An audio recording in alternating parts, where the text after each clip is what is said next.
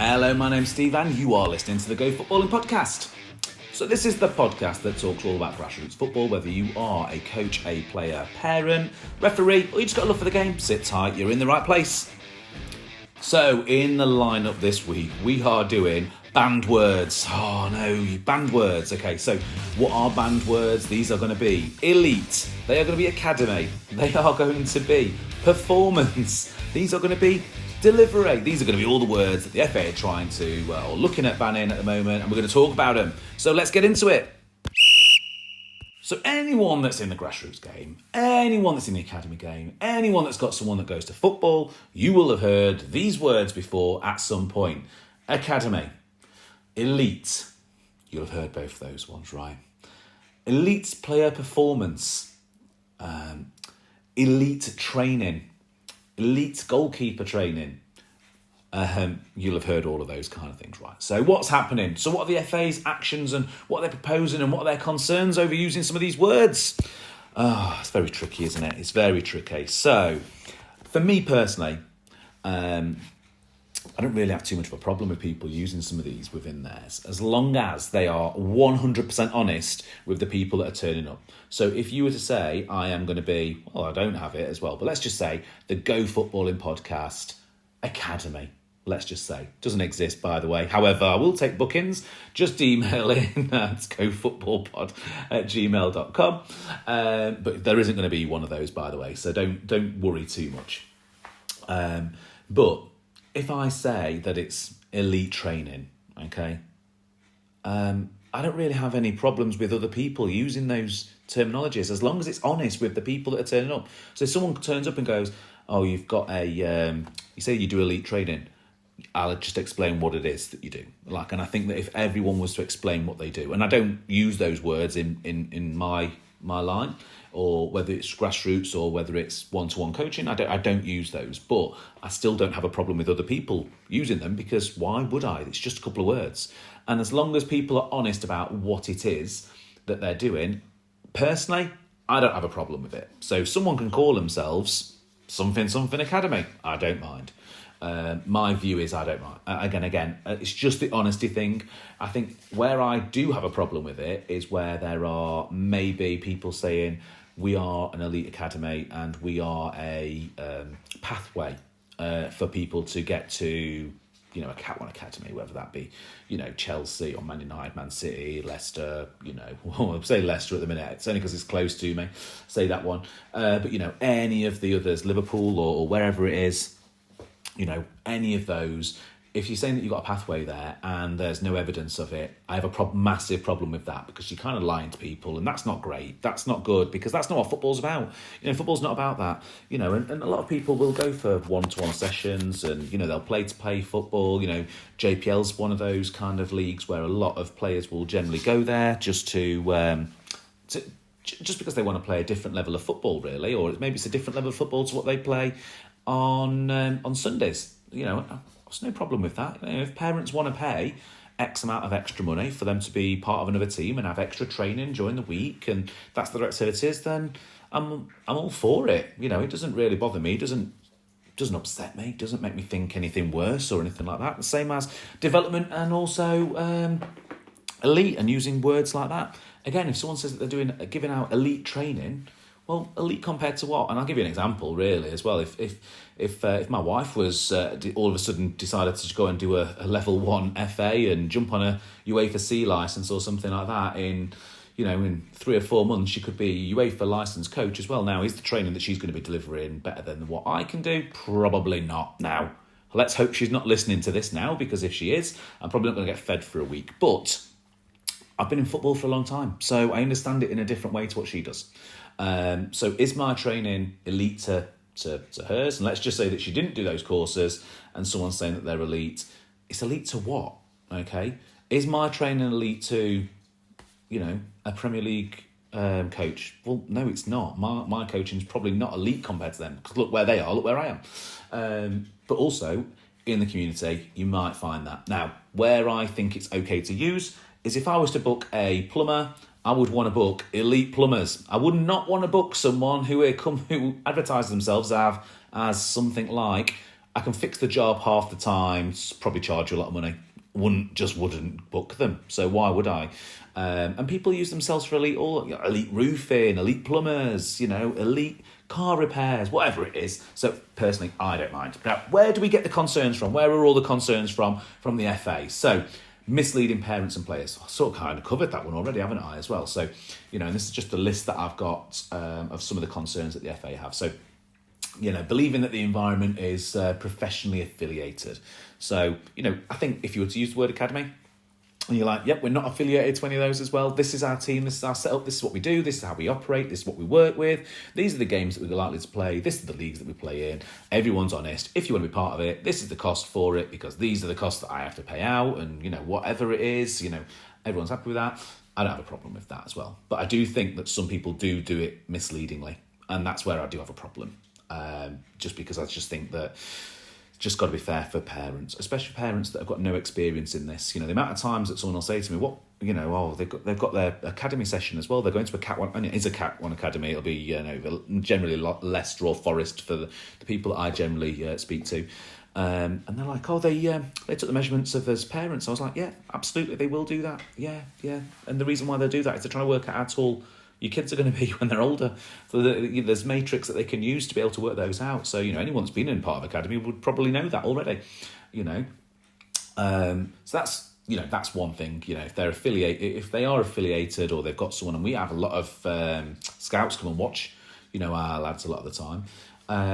But again, we don't say that we're professionally affiliated with any of these clubs as well. We're just like, someone's here to watch them, In fact, we went to go and play against another team a few weeks ago, and there was a Liverpool scout there, because we were travelling quite far, and just where they lived and where we lived, and it's a long drive to get there, though, I'm telling you. Okay, but, they weren't saying that they were affiliated either as well. It's just nice that sometimes the scouts go out and they look at the grassroots players, see what the talent is that's out there. So, yeah, absolutely fine with that. I think that it puts undue pressure on young players when you're saying that there's elite. That was one of the other concerns that the FA have from very young ages. Again, I don't really see it like that too much because I think with a lot of young players, and the younger it probably affects that less, they just know that mum and dad's taking them somewhere. And if mum and dad are happy to go and pay for their football training and they're happy for all of that, then I'm more than happy for the people to use the words kind of elite in their marketing, as long as they are honest about them. Oh, sorry about that, we've got a new puppy and he's just decided to knock something over as well. So that's what that thud was. Don't worry, I'm okay, everyone. But just going back into the elite side of things as well, look, I don't really have too much of a problem with it. Now, where does it devalue anything? I think that is actually a genuine concern, because some people probably do devalue it. If they are using the words academy and elite in the wrong ways and development, and they're using them in the wrong places, I think that probably can devalue a genuine professional club or academy. I think that can do that. That they might have things like strict safeguarding, which most clubs will have anyway. Coaching standards, if they're expecting to turn up and it's going to be a certain standard and it's not quite, and I think that really with the elite, it kind of goes into the EPP, the elite player performance plans. So a lot of people have done those courses. So I think that maybe it can do that. But I think, honesty is always the best answer for everything, really. So just going off on that then, so what are the FA's proposed actions against this, about all these people that are using these words? So they're making a move to restrict the use of academy and elite in grassroots football unless their organisations are officially linked to a professional club. It's licensed and meets a set specifications of safeguard and coaching standards. I don't quite know how they would work that out, because most people will be getting their coaching qualifications, either their FA qualifications or their UEFA licenses. So, most people would know that. So I'm not quite sure how they would be able to work those things out. And you know what? There's some great grassroots coaches, like absolutely, not just ballers as in themselves, but, great tactically, great development-wise, and also what they give to the people that are there. Sometimes elite, it can be quite wide and quite broad, couldn't it, as well? Like, if you're able to communicate effectively with someone and make them understand, does that make you an elite coach? For someone, it might say be yes. Other people, it might not be no. So, but I think that one of the other proposed plans was also that the clubs may be asked to change their branding and remove misleading terms from their club names. Now, happy for that, because if it's misleading, I don't like that anyway. So I'm happy for that to be removed. Academy and elite, if it's misleading, if it is very much here's a pathway to Liverpool or Man City or Newcastle or Arsenal or wherever, or any obviously lots of local teams as well that you also support as well. But as long as nothing's misleading there, and they're looking to remove those from website promotional material, social medias, and everything else that goes out too, and I don't have a problem with that. I think that should happen. I do think that should happen, but I think that people should still be able to use the terms if they want to be able to use the terms, as long as it's honest and people are getting what they are getting, what they think they're getting, as opposed to not getting it. So why does it all matter as well? So look, they're looking to really protect people against false promises. So again, it's just the same things over and over that they're looking at, really. They want to make a clear separation between professional academy pathways and community grassroots football. They want to do that and have that divide. However, a lot of academy players, and I see this on Facebook and I see this on loads of different social medias as well. It's like, my son's at an academy, and they'll say, well, if he's at an academy, they can't be playing anywhere else. Like, I know that isn't true. And I know that isn't true because one of my players who plays for me plays for me is at a Cat 1 academy. And I know that he's at a Cat 1 academy because the coaches have contacted me to say, we would like to look at this player. One of the scouts, look, can we look at this player? And it was very much a yes. This is his parents' details. And they went through it all through the correct channels. There's a proper channel to go through, by the way. I've been able to approach it. You don't just I'm a scout, here's a card. They'll have badges on and there's a proper process that they have to go through. And they went through those proper processes. I know he's there, but I also know he plays grassroots football too. I know that they're all right with it because of his age group, because he's under 10. So you can do both of them. Some may have some different rules and different regulations and all the rest of it. But yeah, I know for a fact that can also happen. So I think it's just they're trying to promote sort of like a less pressurised environment for young people and in young players, and also for parents. Because the amount of development centres there are now is crazy. They probably all are on the way to maybe having an affiliation, should I say, with a professional club and professional academy. Is that a pathway straight in there? Not always. Okay, some of the time they're just looking for one player. And I know this. I went to. I was actually speaking to some coaches that have a development centre because they coach and their sessions are at the same place that I coach, just on a different pitch. And I was speaking to them, and they basically said that what they're looking for is maybe at all of the development centres and all of the kids that they see, and there's hundreds, and I mean loads of them. I think they've got like 7 centres, and they've just got 3 hours a night, 5 days a week. So it's got to be in the hundreds and hundreds. They're looking for 1 or 2 players. That's what they're looking for. 1 or 2 special players. That's it. That's all they're interested in, to move on to the academy. Their ultimate goal, really, I don't know if I should say all of these things. I'm letting all the cats out of the bag here. They basically said that what they were looking to do were, if they can develop those into players that can get signed and then they can sell them, that's where they make big bucks. So that's what they were kind of looking at. 1 or 2 players that they can nurture from under 12s, under 13s for maybe 5 years, put them into, get them to heading towards a senior, and then selling them on. And I'm not always selling them to higher end clubs. So it's not like a championship kind of Cat 1 academy trying to sell them to a Premier League team or anything like that. I'm talking they're selling them to League 2 players, League 2s and, National League and things like that. They're doing that kind of business as well. So, I don't want to go on too much about it because I don't know everything. I'm not an expert in it. So, but, after having a couple of conversations with the guys there, that's what they kind of do. So that's what's happening. That's what they're looking to do. I mean, they've already sent all these guidances out before, but they look like they are really going to go ahead with it this time. And I suppose it's not all bad. Like I said, I don't really mind the words being used, but it's about honesty for me. If it's any different for you, though, just email in as well. Just gofootballpod@gmail.com. It'll get that straight to you, mate. Or you can hit some of the socials as well. Just go over to Go Football Coaching, Facebook, Instagram, all the normal TikToks, everything like that. I think that some of the impacts that this could probably have on grassroots football and how could it be used in grass football. Well, look, positivity. And the positive side of this, let's have a look at some of the positives. Transparency, parents will have a better understanding of what they're signing up to by using the terminologies slightly different. They'll be able to focus on fun more, they'll be able to emphasise on learning, enjoyment and player development without hyped up marketing.